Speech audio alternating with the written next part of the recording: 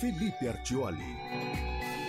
Direito Desportivo, toda segunda e sexta-feira aqui no CBN Esportes. Dr. João Felipe Artioli vai explicar pra gente porque o Atlético Mineiro, gente, não tá podendo inscrever novos jogadores. Ele foi punido pela FIFA e sofreu o tal do transfer ban, não sei nem como que se pronuncia isso. Dr. João Felipe Artioli vai explicar pra gente. Boa tarde, doutor.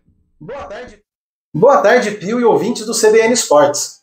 O Atlético Mineiro foi punido pela FIFA por uma dívida com o River Plate. A punição, o transfer ban. O Cruzeiro sofreu bastante com essa punição recentemente, assim como tantos outros clubes brasileiros sofrem.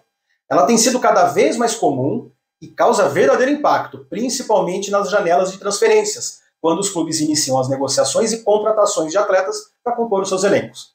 Mas afinal, o que é isso? O transfer ban, ou proibição de transferência, nada mais é do que uma sanção imposta a um clube de futebol que o impede de registrar novos atletas durante um certo período. A medida visa garantir que o clube punido quite suas dívidas antes de contratar novos atletas. Mas o transfer ban não é aplicado de imediato.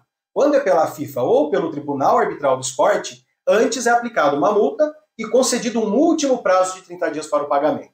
Essa sanção não é apenas em casos internacionais, mas também poderá ocorrer em casos domésticos, sendo imposta pela CNRD da CBF.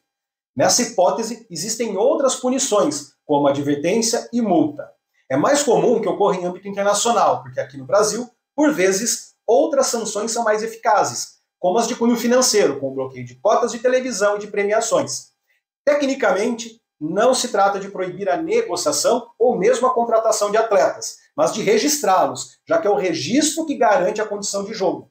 Fala-se no senso comum que o clube de futebol sancionado não irá contratar ao invés de registrar, porque na prática eles deixam de contratar os atletas que não poderão ser federados e, portanto, utilizados.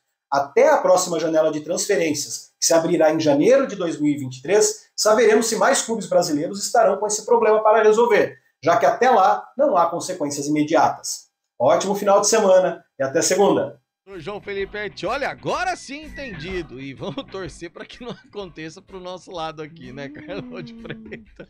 Nossa, o doutor lembrou bem, o Cruzeiro, nossa, que sofreu e sofre demais, ainda, né? O Ronaldo ainda está reorganizando a casa. E o Atlético Mineiro, que é todo poderoso aí financeiramente, também passando por problemas. Chegou uma mensagem, por